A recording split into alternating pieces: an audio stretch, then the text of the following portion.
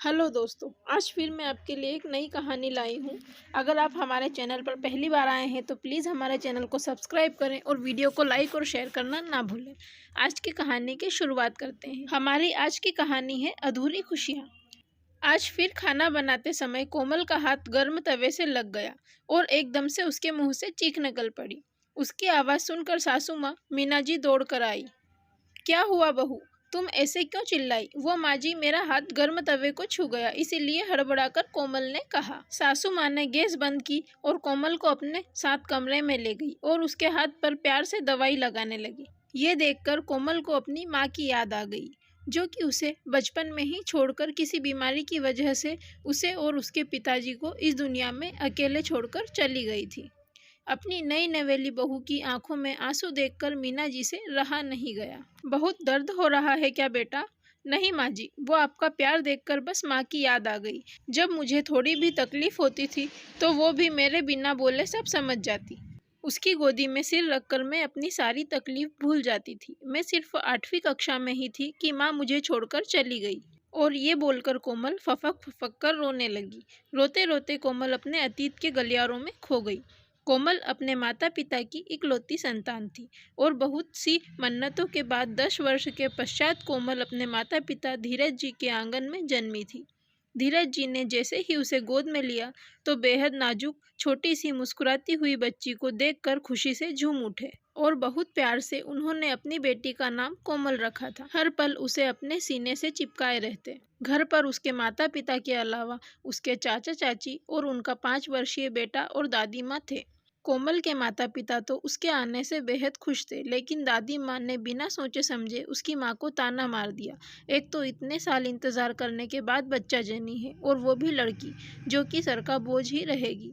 उनकी ये बातें सुनकर कोमल के पिता गुस्से से कहने लगे, माँ, मेरी बेटी के लिए मैं किसी से एक शब्द नहीं सुनूंगा। ये मेरे दिल का टुकड़ा है।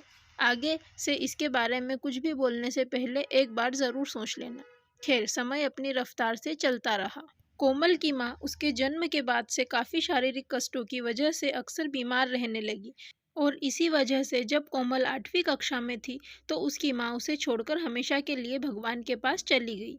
माँ के मरने के बाद कोमल की दादी ने उसके पिता धीरज जी के ऊपर दूसरे विवाह करने का दबाव डाला, लेकिन धीरज जी न ही अपनी पत्नी की जगह किसी को देना चाहते थे और न ही अपनी बेटी के लिए सौतेली माँ लाना चाहते थे। जब धीरज जी ऑफिस चले जाते तो कोमल की चाची उसे घर का कामकाज कराने लगी। दादी तो उसे वैसे भी पसंद ही नहीं करती थी, इसीलिए वो सिर्फ अपने पोते को ही प्यार करती। कोमल से उन्होंने कोई वास्ता नहीं रखा। इससे उसकी चाची की हिम्मत और बढ़ गई। अब उसने धीरे धीरे घर का पूरा कार्यभार कोमल के नाजुक हाथों पर डाल दिया और जब शाम को उसके पिता दफ्तर से वापस आते तो कोमल को झूठा प्यार करने का दिखावा करती। धीरज जी इन बातों से बिल्कुल अनजान थे। घर पर उपेक्षा की शिकार होती कोमल धीरे धीरे दब्बू बन गई। किसी से भी बात करने में डर जाती, पढ़ाई में भी पिछड़ गई। इसी तरह उसने अपने स्कूल की पढ़ाई पूरी की। तभी एक दिन उसके पिता ने कहा, कोमल बेटा, मैंने तुम्हारा दाखिला एक बहुत अच्छे कॉलेज में करवा दिया है। खूब मन लगाकर पढ़ना और अपनी माँ का नाम रोशन करना। कोमल अब कॉलेज जाने लगी, लेकिन नए दोस्त बनाते और बातें करने में हिचकिचाती थी। लेकिन उसके पिता कदम कदम पर उसका हौसला बढ़ाते रहते थे। उन्होंने कोमल को कॉलेज के पीजी में रहने की व्यवस्था कर दी, जिससे कि वो अपने हिसाब से रहने लगी। जब भी कोई परेशानी होती तो उसके पिता की कही बातें उसका मनोबल बढ़ा देती। पढ़ाई पूरी करने के बाद कोमल की एक बड़ी कंपनी में नौकरी लग गई, लेकिन फिर भी उसे अपनी खुशियां अधूरी ही लगती थी, क्योंकि उसके जीवन में माँ के प्रेम की कमी उसे हमेशा खटकती, जो चाह कर भी पूरा नहीं कर सकती थी।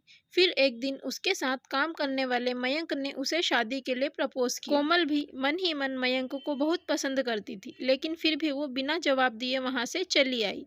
घर आकर उसने अपने पिता को मयंक के बारे में बताकर पूछा, पापा, क्या मैं मयंक को हाँ कह सकती हूँ? ये सुनकर उसके पिता खुश हो गए और अपनी सहमति जताकर पूछा, ऐसी क्या खास बात है मयंक में जो तुम्हें वो पसंद आया? पापा, जब भी मैं परेशान होती हूँ तो मयंक आपकी ही तरह हमेशा ही मेरा हौसला बढ़ाता है और मैं अपना काम बेहतर तरीके से कर पाती हूँ। सिर्फ यही एक वजह है।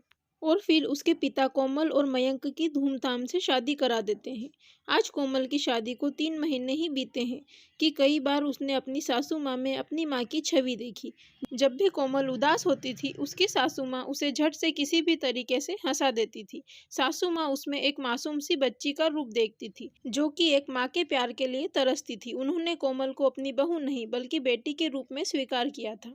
वो अपनी बहू के जीवन के अधूरेपन को अपनी ममता से पूरा करना चाहती थी। अपनी सासू माँ के रूप में माँ का रूप पाकर और मयंक जैसा समझदार और प्यार करने वाला पति पाकर आज कोमल की अधूरी खुशियाँ पूरी हो गई थी। अगर आपको हमारी ये छोटी सी इमोशनल कहानी पसंद आई हो तो प्लीज़ हमारे चैनल को सब्सक्राइब करें और वीडियो को ज़्यादा से ज़्यादा लाइक और शेयर करना ना भूलें। Thank you for watching.